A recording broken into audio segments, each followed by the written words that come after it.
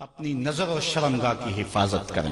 اس دور کا سب سے بڑا فتنہ یہ ہے کہ نگاہیں پاک نہیں رہی، نگاہیں غلیظ اور گندی ہو گئی، شرمگاہوں میں وہ تقدس نہیں رہا ہے۔ حضور علیہ السلام نے ارشاد فرمایا، من زنا زنیا بہی ولو بہی تانے دارے ہی، جس شخص نے زنا کیا یہ عمل اس کے گھر بھی لوٹے گا اگرچہ اونچی اونچی دیواریں کیوں نہیں کرتے۔ یہ مکافات عمل ہے۔ گندم از گندم بروید جو ز جو، از مکافات عمل غافل مشو۔ گندم بو گے تو گندم کاٹو گے، جو بو گے تو جو کاٹو گے۔ نظر کو تقدس دو، نظر کو پاکیزگی دو۔ حضرت لقمان حکیم کہتے ہیں کہ میں کئی نبیوں سے ملا ہوں، کئی نبیوں سے ملاقات کی ہے، اور میں ان سے دو چار باتیں جمع کی ہیں، اور ان ساری باتوں کو میں نے جمع کر کے 100 باتیں جمع کی ہیں، اور ان کا پھر میں نے خلاصہ تیار کیا ہے۔ ان میں 8 باتیں الگ کی ہیں۔ ان 8 باتوں میں ایک بات یہ ہے، جب کسی کے گھر جاؤ تو نظر کو حفاظت میں رکھو۔ جس شخص کے مہمان بنو، جس کے گھر جاؤ، تمہاری نظر نہ بھٹکنے پائے۔ نظر اگر غیر محرم کو شہوت سے دیکھتی ہے، حدیث میں آتا ہے کل قیامت کے دن جہنم کی آگ سے بھر دی جائے، وہ سخت رسوا ہوگا۔ آج میڈیا کی آوارگی اور انٹرنیٹ پہ جو کچھ ہو رہا ہے، ٹیلی ویژن اور سینما جو بدتمیزی پھیلا رہے ہیں، اور موبائل پیکج جس طرح بے حیائی کو فروغ ہو رہا ہے، ہم اس کے خلاف پوری قوت کے ساتھ بند باندھیں۔ اپنی اولادوں کے ہاتھوں سے ناول چھین لو، ان کے ہاتھوں سے جو ہے وہ فلمیں چھین لو، ان کی خلوتوں پہ نظر رکھو اور ان کی حفاظت کرو۔ جس شخص کی نظر پاک نہیں ہے اس کے من میں طہارت نہیں آ سکتی ہے، دل پاک نہیں ہے اس کو جو ہے وہ باطن کا نور نصیب نہیں ہو سکتا۔ وائے قوم کشتائے تدبیر غیر، کارے او تخریب خود تعمیر غیر، از حیا بیگانہ پیرانے کہن، نوجوانہ چوں زنا مشغول تن۔ کتنی حکمت والی بات کہی اقبال نے۔ وہ اپنے دور کا دکھڑا سناتا ہے، جس دور سے ہم گزر رہے ہیں اب تو عجیب حال ہو گئے۔ اقبال کہتا ہے یہ جو میرا دور ہے، جوان تو جوان رہے، بوڑھوں کی نظروں میں حیا نہیں رہا۔ از حیا بیگانہ پیرانے کہن، بوڑھے لوگوں کی آنکھوں میں بھی اقبال کہتا ہے حیا نہیں رہا۔ نوجوانہ چوں زنا مشغول تن، اور نوجوان عورتوں کی طرح اپنے تن کے ساتھ لگے ہوئے ہیں، اپنے تن کو سنوارنے میں ہر وقت کنگھی پٹی میں لگے ہوئے ہیں۔ یہ مردوں کا کام نہیں ہوتا، یہ دلیروں اور بہادروں کا کام نہیں ہوتا، یہ عورتوں کے وظیفے ہیں۔ در دل شاں آرزوہا بے ثبات، مردہ زائن از بطون امہات۔ ان کے دلوں میں آرزویں کوئی اور ہی ہیں، اور ماؤں کے پیٹوں سے مردہ جنم لے رہے ہیں۔ دخترانے او بزلف خود اسیر، شوخ چشموں خود نماؤ خردہ گیر۔ اور قوم کی بیٹیاں اپنی زلف کی خود قیدی ہو چکی ہیں، اور ہر وقت جو ہے وہ اپنے آپ کو آئینے میں دیکھتی رہتی ہیں۔ ساختہ پرداختہ دل باختہ، ابروآں مثل دو تیغ آختہ۔ وہ جو گھر کی رونق تھی، جو آبرو اور حیا کا دوسرا نام تھا، آج وہ دل پھینک قسم کی ہو گئی ہے۔ آہ قوم میں دل سے حق پرداختہ، مرد و مرگ خیش را نہ شناختہ۔ اقبال کہتا ہائے قوم کہ جو مر گئی اور اسے ابھی تک پتہ ہی نہیں چلا کہ میں مر چکی ہوں اور جینے کا سامان نہیں کرتی۔ حضور نے فرمایا ہر دین کی کوئی پہچان ہوتی ہے، میرے دین کی پہچان حیا ہے، اگر حیا نہیں ہے تو دین ہی نہیں ہے۔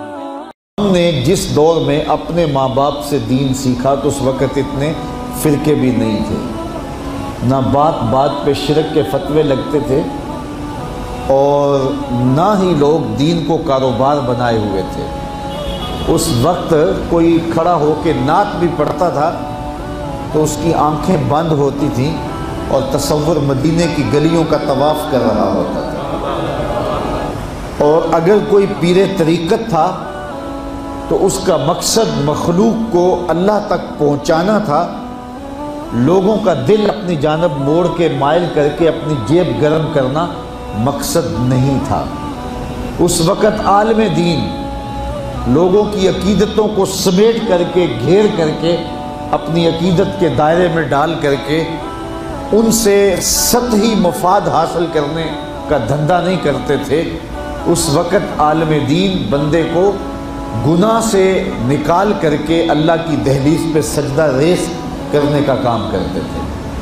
اور آج ہم دیکھتے ہیں کہ فرقہ پرستوں نے اسلام کو توڑ کے رکھ دیا، اور جو لوگ بیچارے اللہ کے حضور سجدہ ریز ہوتے ہیں ان پر شرک کے اور بدعت کے فتوے لگا کر کے ان کو اسلام سے بدزن کرنے کی کوشش کی، اور نعت خوانیاں ایک بہت بڑا کاروبار بن گیا، اور پیری مریدی ایک بہت بڑا دھندا بن گیا، تو اس دور کے اندر اپنی اولاد کو سنبھالنا، وہ طرح طرح کے سوال کرتی ہے، پوچھتی ہے، تو پھر ان کو دین پر مطمئن رکھنا اتنا آسان کام نہیں ہے۔ ہمارے والدین نے ہماری تربیت کی تو ان کے لیے قدرے آسان تھا، لیکن ہمارے لیے اپنی اولاد کو سنبھالنا اور دین کی راہ پر ڈالنا قدرے مشکل ہے۔ لیکن ہمارے والدین نے جو آسان کام کیا تھا اس کے لیے بھی بڑی محنت کی تھی، اور ہم اپنی اولاد کے لیے کیا اتنی محنت کر رہے ہیں جتنی محنت ہمارے والدین نے ہمارے اوپر کی تھی۔ تو اگر ہم نہیں کر رہے تو پھر ہماری اگلی اولادیں یا ان کی اگلی نسلیں پھر کن ہاتھوں میں ہوں گی؟ تو اس لیے ہمیں خاص طور پہ سوچنا چاہیے۔ میں نے قرآن مجید کی جو آیت کریمہ پڑھی ہے اس میں ارشاد فرمایا، اپنے آپ کو اور اپنی اولاد کو دوزخ کی آگ سے بچا لو جس کا ایندھن انسان اور پتھر ہے۔ تو مجھے اور آپ کو اپنی اولاد کی حفاظت کرنی چاہیے۔ بعض اوقات ہم وطن چھوڑ کے یہاں آتے ہیں اس لیے کہ ہماری اولادوں کا مستقبل ٹھیک ہو جائے۔ ہم خود پردیس کاٹ لیتے ہیں، تنہائیاں کاٹ لیتے ہیں، اذیتوں سے گزر جاتے ہیں، لیکن اولاد راہ مستقیم سے بھٹک جاتی ہے۔ تو ہم نے ان کی دنیا کی زندگی کی تو سنوار دی، لیکن جو حقیقی ابدی اور سرمدی زندگی ہے جو کبھی ختم ہونے والی نہیں ہے تو وہ برباد ہوگی۔ تو ہم نے اپنی اولاد کا بھلا نہیں کیا ہے، اپنی اولاد کا نقصان کیا۔ تو ہمیں چاہیے کہ ہم اپنی اولادوں کی حفاظت کریں، اور اولادوں کی حفاظت کیا ہے؟ ان کے اخلاق اچھے ہوں، ان کا کردار خوبصورت ہو، ان کے دین کی حفاظت ہو، اور وہ ایک صالح، سچے اور کھرے مسلمان کے صورت اپنی زندگی گزارنے کی مشق کریں، اور اس کا عملی نتیجہ ہماری آنکھوں کے سامنے ہو۔ میرے حضور نے ارشاد فرمایا کہ اپنی اولادوں کو 3 چیزیں سکھاؤ۔ پہلی چیز حب نبیکم، اپنی اولاد کو نبی کریم علیہ السلام کا پیار سکھاؤ۔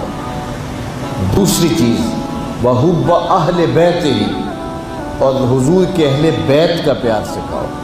اور تیسری چیز وتلاوت القرآن، انہیں قرآن مجید کی تلاوت کرنا سکھاؤ۔ یہ 3 چیزیں آپ اگر بچپن سے ہی اپنی اولاد کے اندر داخل کر چکے تو پھر آپ کامیاب ہوئے۔ یہ بات ذہن میں رکھیے کہ ہم اس وقت متوجہ ہوتے ہیں اولاد کی تربیت کے لیے جب وہ ہمارے ہاتھ سے نکل چکی ہوتی ہے۔ ہمارے گھروں میں ہماری صبح کا آغاز قرآن مجید کی تلاوت سے ہو تو پھر خیر و برکت کے قافلے ہمارے گھروں میں اتریں گے۔ قرآن ہماری زندگی کو بدلنے والی کتاب ہے۔ جب ہمارا ربط اس کتاب سے ہو جائے گا، پختہ تعلق اس کتاب سے قائم ہو جائے گا، تو پھر زمانے کی تیز آندھیاں بھی ہمارے پائے استقلال میں لغزش نہیں لا سکتی ہیں، نہ ہمارے عقائد میں خرابی آ سکتی ہے، نہ ہمارے عمل میں کمزوری آ سکتی ہے۔ اس لیے ہمیں معمول کے طور پہ قرآن مجید کو اپنی زندگیوں میں شامل کرنا چاہیے اور اپنی اولاد کو اس کا خوگر بنانا چاہیے۔ ایک زمانہ تھا کہ ہر گھر میں صبح کو قرآن کھلتا تھا، اور آج وہ دور ہم سے چھوٹتا چلا جا رہا ہے۔ صبح کے وقت موبائل تو کھلتے ہیں لیکن قرآن نہیں کھلتا، جس کا نتیجہ کیا؟ آج بے برکتیوں کے ڈیرے ہیں۔ کثرت مال کے باوجود بھی ہم بے برکتی کی بات کرتے ہیں، اس لیے کہ ہمارے گھروں میں قرآن مجید کا چراغاں نہیں ہے۔